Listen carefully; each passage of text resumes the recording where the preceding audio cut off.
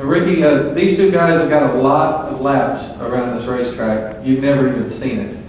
Just kind of talk about what's going through your mind coming into this weekend, what your goals are. Yeah, they do have a lot of laps, and it's been that way at every race this year, and that's just that's the position I'm in. But it's a good position to be in. I think that I've held my own. You know, if you look at how many races I've only raced in my life in the car, so and now a truck. So I'm really pleased with the way it's gone. I'm very thankful for the respect that the guys have given me, and hopefully I'm slowly gaining theirs.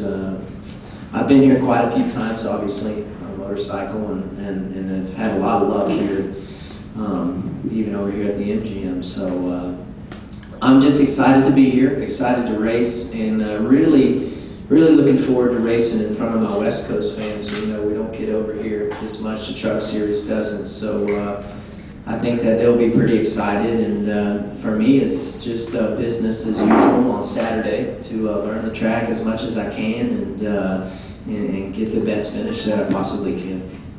Okay, questions? Are there any questions for any of these guys here? Everybody's just going to wait for one-on-ones. Ricky, tell us a little bit about competing out at the motocross track at Speedway, and also at the Sandboard Stadium. I know you've got a lot of laps there too. Yeah, actually my first year here was in 1987 or 1988. I started racing a big amateur race they have here in April called the World Minis GPs, and that was my first year here, and I raced from 87 to 1995 was my last year, and I had great times. It was always so much fun coming here, coming to the city, and at that time I was so young, I had a blast going to the arcades and stuff like that, and had a lot of luck at Sam Boyd Stadium. Came down to a couple points there where I had to actually win the race, and was able to do that. And there's a couple times I finished second, and was always really good. Nice day for me and the team, and a nice payday as well. And then obviously every year since 1999 they've had the U.S. Open here at the MGM Grand Arena, and I was lucky to win there. I won there on a Kawasaki, a Honda, and a Suzuki, and finished second a handful of times. So I'm definitely up on MGM for sure. I don't think I'll ever spend my money I won there before I pass away. But I like this place. For me, it's fun. I get to go race the truck race at a city that I've been to before. I've raced that before, even though it was a different discipline. It's just you get this sense of comfort that you've been here before. So I'm happy. We still have the World Mini here, by the way. Yeah, absolutely. I check it out every year. I think I get more advice than anybody in the world when it comes to on the weekend. It's so much different than motorcycle racing. You know, no one talks to anybody in motorcycle racing. It's all for one. So, you know, obviously Ron, you know, gives us a lot of help, or gives me a lot of help. Kevin at times. I get help from everywhere, you know, and I take that information from the people I get information from, and I try to figure out which one of that made sense to me the best. And that's been the amazing part to me, is how many people want to help in the Camping World Truck Series, and just in NASCAR racing in general. It blows my mind, because I can tell you right now, if it was a motorcycle, and I knew the guy could beat me, there was no way I was going to give him any advice. But yeah, I'm very fortunate that I have a lot of people help. You know, that's funny about NASCAR racing, and it's amazing because there is a lot of camaraderie in the garage. It's a small garage, and you know, I never raced like Ricky. I did some motocross racing, some flat track racing on bikes 100 years ago. But you're right. I mean, no one ever, you know, if you think they're going to beat you, you're not going to help them. But over here, you can go to Jimmy Johnson or Jeff Gordon or Ron Hornaday or Todd Bodine, for that matter, whoever, and ask them questions. And I have a young teammate, Taylor Molson, who's done a fantastic job this year. I give him a hard time. I'm like, if you're not going to be with us next year, you know, I'm going to have to quit helping you, because I'm teaching you how to beat me.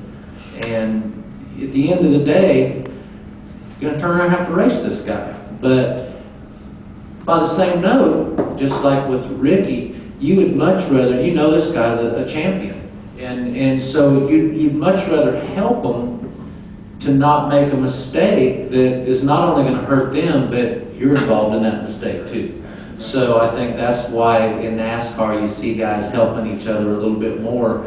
They're not only helping you, they're helping themselves at the same time. Absolutely, and the thing that's so neat about NASCAR racing is everybody has the same goal. We all want this to be the best, the biggest sport ever, bigger than the NFL. And I think that's why this sport has grown so much, is because everybody's on the same page. It's not just, for the most part, it's not just out for your own good. And it's definitely made my transition so much easier, and I'm thankful for it. Can I ask a question? Sure.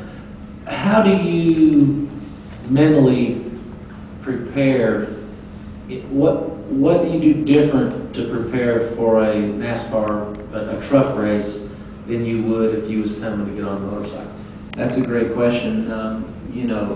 Physically, it was so hard to prepare for motorcycles because we race on Saturday night. We practice Monday, Tuesday, Wednesday, and you can't do that for truck racing. So my biggest challenge this year has been mentally preparing. Like during the week, I just try to picture myself in positions where I've ran good this year and had some decent finishes and where I felt comfortable.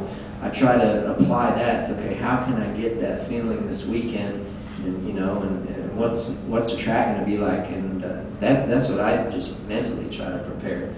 That's because physically it's much more easier than what I did last year, but it's 10 times harder mentally. I mean, 10 times harder.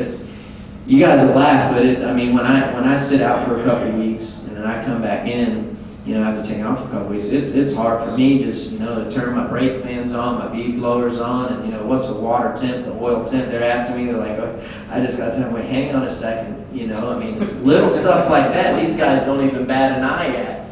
But mentally, this sport is much, much harder for me than